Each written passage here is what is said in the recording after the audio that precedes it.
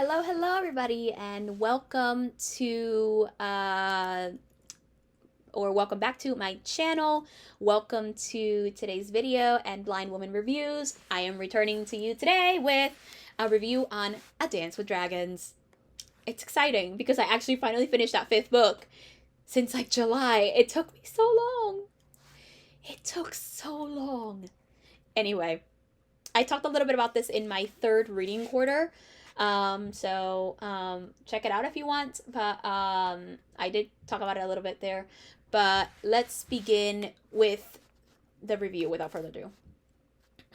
In the aftermath of a colossal battle, the future of the Seven Kingdoms hangs in the balance, beset by newly emerging threats from every direction. In the east, Daenerys Targaryen, the last scion of House Targaryen, rules with her three dragons as queen of a city built on dust and death. But Daenerys has thousands of enemies, and many have set out to find her. As they gather, one young man embarks upon his own quest for the queen with an entirely different goal in mind. Fleeing from Westeros with a price on his head, Tyrion Lannister, too, is making his way to Daenerys. But his newest allies in this quest are not the ragtag band they seem, and at their heart lies one who could undo Daenerys' claim to Westeros forever. Meanwhile, to the north lies the mammoth wall of ice and stone, a structure only as strong as those guarding it. There, Jon Snow, 998th Lord Commander of the Night's Watch, will face his greatest challenge, for he has powerful foes not only within the Watch but also beyond, the land of the creatures of ice.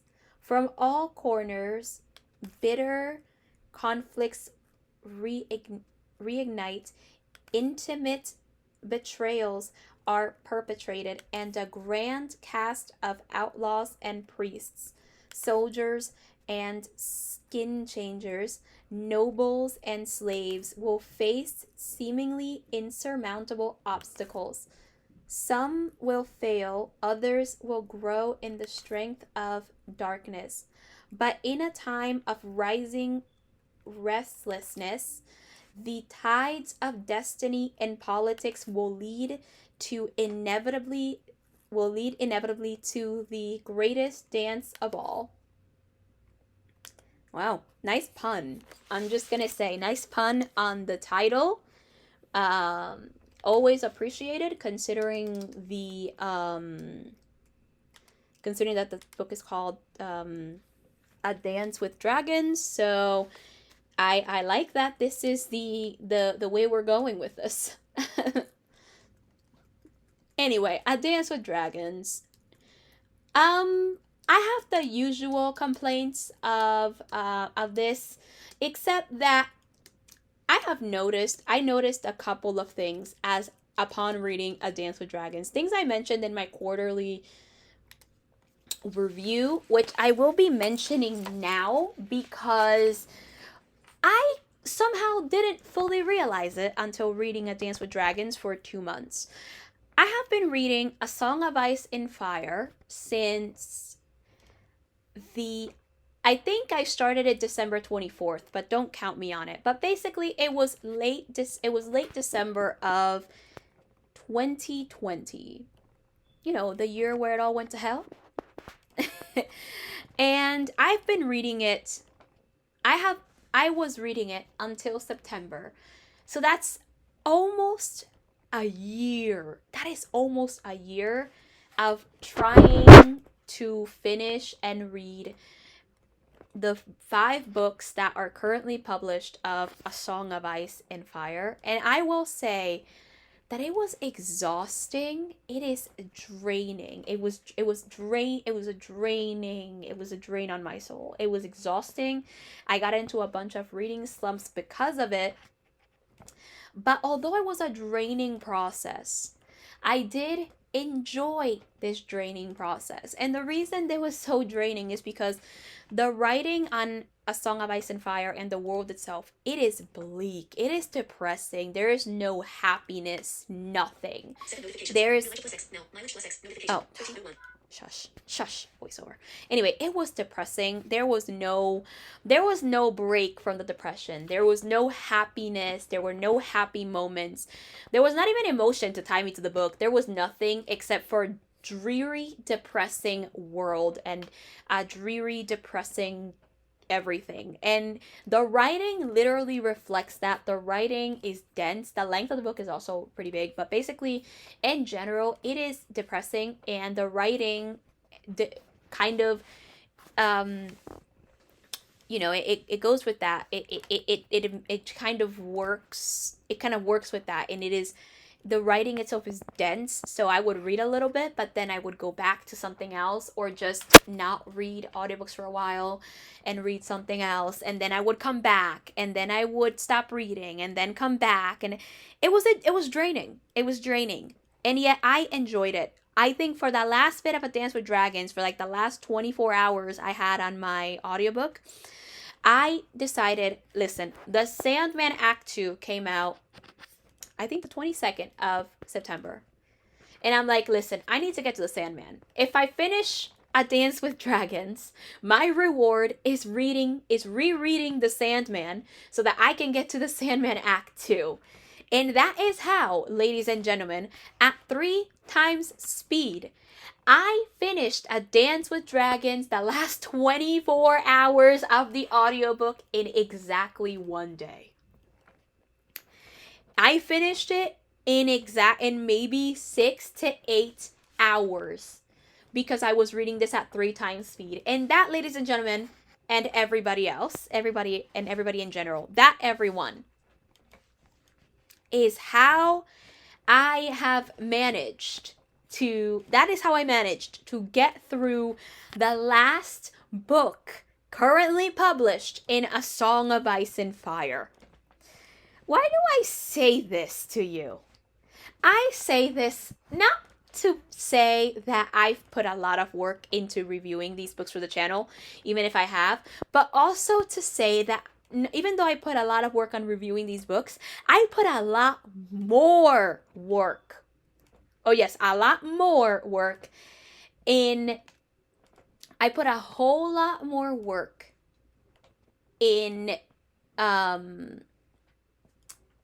reading these books than I do reviewing them, because the reviewing part is easy. The reviewing part is just me sitting in my rocking chair, the lights in my room on, my Mac on my lap, and you guys kind of stare at my face and messed up hair while I talk to the camera. That is easy now. That is the easy thing. But reading certain books can really put a drain on you, and it could put a lot on you. But I'm making this a thing in my channel, and I want to one day make it my job or something, or make it something that I just do because. And if I ever, if I grow enough, I'd love to monetize the channel. But basically, that is just what I wanted to say. That sometimes the work goes not into the review, but into the reading. That said, I'm leaving A Dance with Dragons kind of spoiler free because a lot happens in A Dance with Dragons, and I feel like it was a lot happening at once, like kind of like in every book, but also in this one especially because it's the 5th book, and you have a bunch of things happening, like Daenerys trying to keep her position at Meereen. You have Westeros still kind of broken with Stannis still trying to rule, and a bunch of other political intrigue in the north. You have Cersei detained after a feast for crows, and Marjorie is kind of detained but not really. And then you have a lot going on. But also, I'm gonna leave it mainly spoiler free. But overall, the book it was interesting. It was it was interesting to follow. It was fun, and the ending was definitely an interesting ending. It was chilling. The ending was chilling. I was like, what? I mean, I knew it was gonna. I mean, I knew that it would end a certain way, but like, I was like, this was chilling. I kind of looked up the ending in Wikipedia before I got to it. I do this a lot. And I looked up the plot of the book. And basically, though, when you read it, it's kind of more chilling when you read it than when you just when you end up reading the than when you end up reading like reading a plot summary. It's more chilling when you read it. The ending. Oh my gosh, the ending. I thought I lived for the ending of Storm of Swords. But I also definitely lived for the ending of A Dance with Dragons because damn, that was quite the ending. Again, that like my usual complaints of this is that is that there's very little emotion and you don't feel that like emotion attached to so many characters. But he at least does have well realized characters. There is a lot of court intrigue here.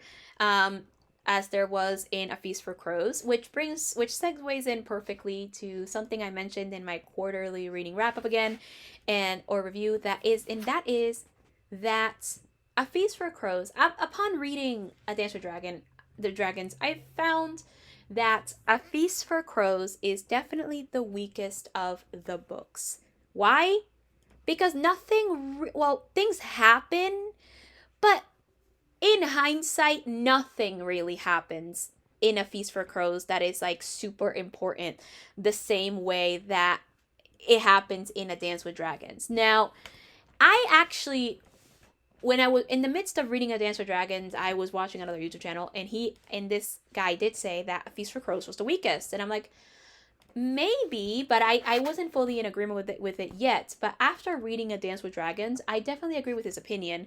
And this person also mentioned that A Feast for Crows and A Dance with Dragons were meant to be one storyline in one book. And I can see how it would have worked as one book and how things could have been cut in A Feast for Crows, and it could have been put together, but they instead were put separately, which makes the A Feast for Crows, as well as the court intrigue was, it makes it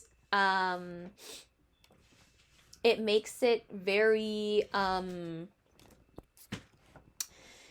it makes it a very like it just makes it kind of lackluster compared to A Dance with Dragons, where there was more intrigue but also a bunch of things happening at once, and it felt I don't know, A Feast for Crows felt lackluster. So after reading A Dance with Dragons, and it would have been great if they were actually one book.